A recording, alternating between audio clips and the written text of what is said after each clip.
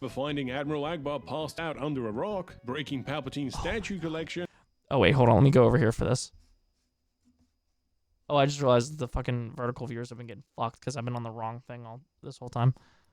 And Bulletproof Han Solo, then you grew up playing Star Wars Battlefront Renegade Squadron, a handheld spin-off of the beloved Battlefront franchise that is often overlooked by the fandom. Oh my god, so bro. In this video, we're going to take a look back at this quirky handheld title to see if it's worthy of the So Battlefront good. name. It looks so bad scaled up, but it was so The year good. was 2007, and This shit definitely in 240p for real. after seeing the impressive sales numbers of Battlefront 2 for the PSP, LucasArts decided to create a handheld spin-off game while they were working on the ill-fated Battlefront 3. The task of developing the spin-off was given to Rebellion, a small British... Dude, that's the thing. Star Wars Elite Squadron was Star Wars Battlefront 3. If you guys ever want to know what Star Wars Battlefront 3, the original, was supposed to be, it's literally Star Wars Elite Squadron, almost bar for bar. Like, literally, I remember watching videos about the story plot and, like, what it was supposed to be for Star Wars Battlefront 3. I'm like, wait, this is just Elite Squadron. And it literally is. It's literally Elite Squadron for the PSP. Studio. Rebellion would use the PSP port of Battlefront 2 as a baseline. They worked to improve both the controls and visuals while also introducing new gameplay elements and maps tailored to the handheld Chat, sad news. There is no Star Wars Battlefront on phone, if you guys weren't already aware. experience. So, how do they do? Honestly, especially just chatting and react stuff, I appreciate it. Yo, Greenish, I love you, bro. Thank you, homie. I appreciate the kind words as always, bro. As always, you're a fucking real one. Wilbur released his new solo album 4 weeks ago on his music YouTube, and now all the comments are from his hardcore fans telling him how he inspired them to get into music and to be themselves, and how much he's let them down, and how they hope he finds himself, and they won't be there for it. Oh shit!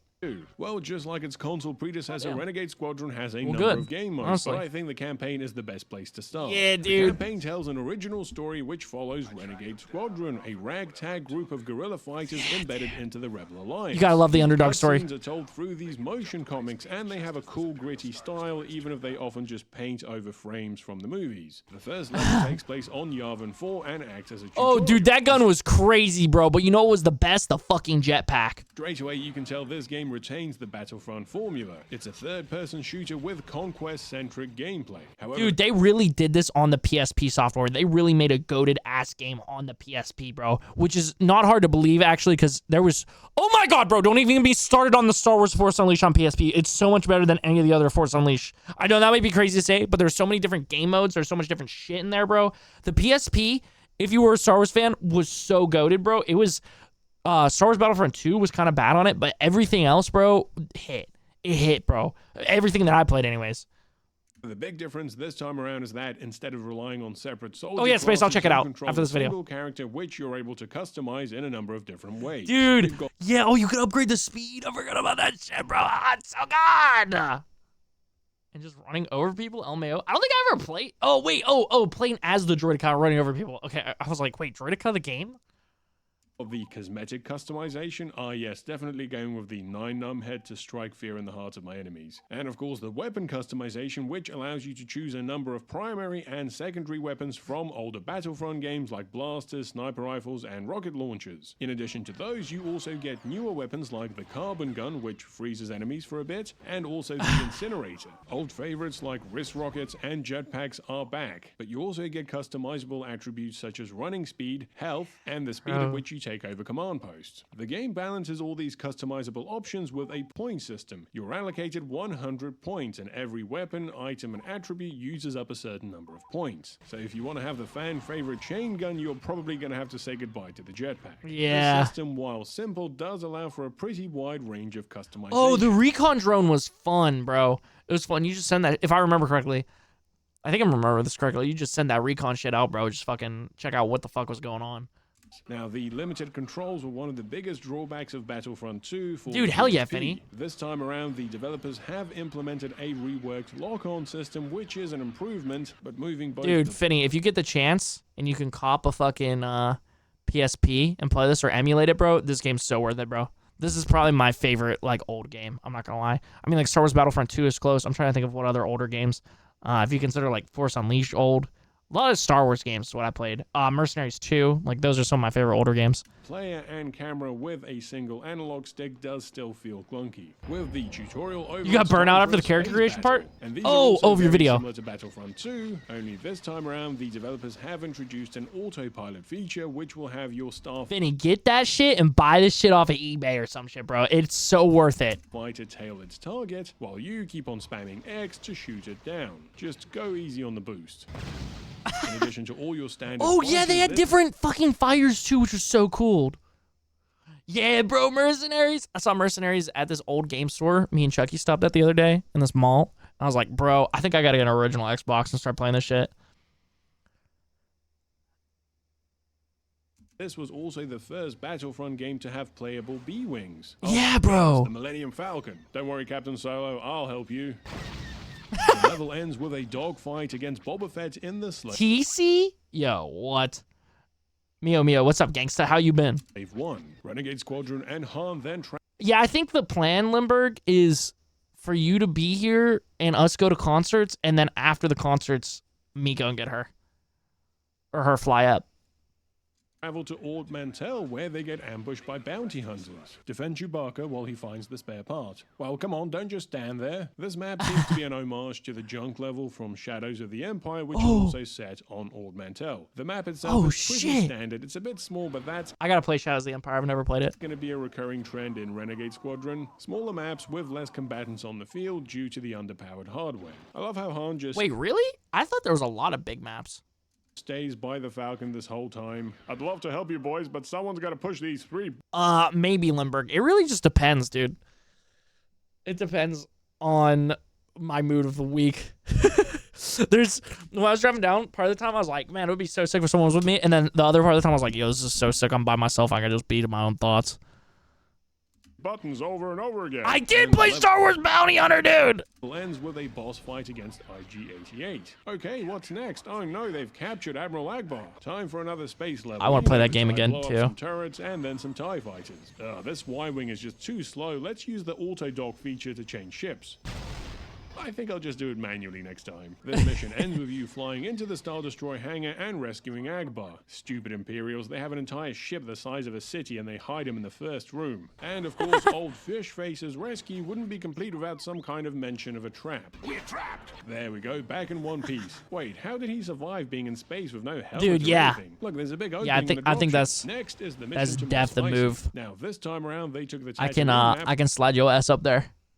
From the console games, chopped it in half and tweaked a few bits. They also that's added actually this sick. haze effect to mask the low draw distance. A big chunk of this mission has you blowing Oh, it's like old Minecraft. up these generators, but if you hide behind them, the Imperials will Yeah, Limber, we'll talk, we'll definitely talk details sometime soon. With the whole squad. Me, you, Mega, Lol Jakes. do it for you. And then Han arrives fashionably late as always. Again, are you just going to stand there doing the same thing over and over again? Look, you can't I do vaguely remember that from the game, be like, yo, why aren't these fuckers doing anything?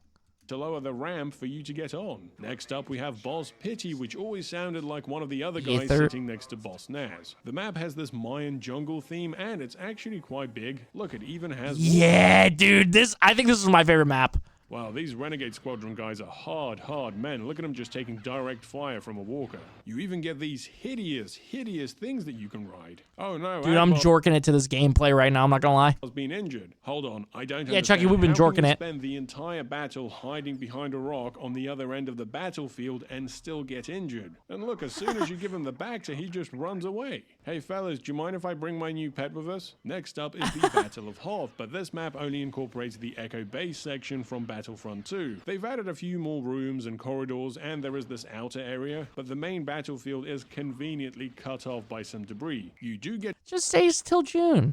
Just stay till June. Fine, dude. To shoot down this walker with it just makes sense. Come on. a cannon and take on a very low-res Darth Vader. His helmet kind of looks like a hoodie. Oh look, you can even carbon freeze him. This is followed by another space battle where you have to escort the ships to safety, then steal the TIE Defender, and take on Vader and his TIE.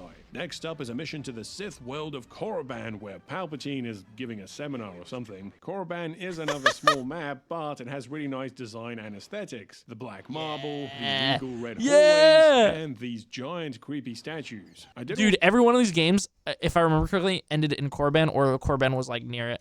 Also like that all of these new maps have either been established in the Oh no, Limburg, I understand, King. I 100% understand, dude.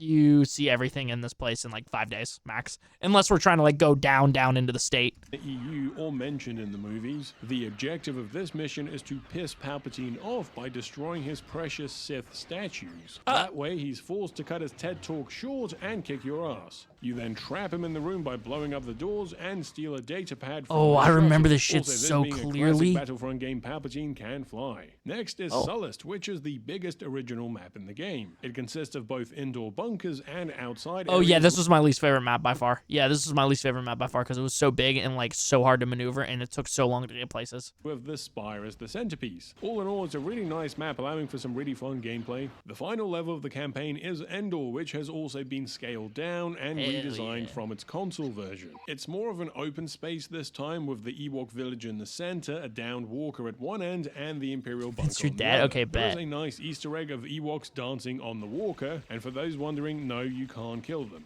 And of course, bulletproof Han arrives fashionably late and helps you take over all the command Han got the posts. force And field. that's it. The rebels blow up Death Star 2 Or and the force Renegade protection. Squadron disbands. That's it for the campaign, but there are a couple of other play modes. We've got instant action with your typical conquest and capture the flag modes. All 4 of the main factions are available, and instead of different classes, once again you get to customize your own trooper. There are also a bunch more maps that weren't in the campaign. Most of them are just scaled down versions of maps from Battlefront 2. Geonosis doesn't have a spire, the plaza on Naboo has been removed, Mustafa's control room is smaller, Magito's northeast platform is now missing, there is a proper Hoth map, but there's only one 8080 this time and it's on rails so you can't pilot it. Plus you can't blow up the shield generator. So Lukamai is the only new map that wasn't used in the campaign. Oh, yeah! There's no hero assault, but you can play as all the heroes from Battlefront 2 in Conquest and Hero Capture the Flag, which is a new mode. There are also two new heroes, Admiral Oh my god, watching this shit is like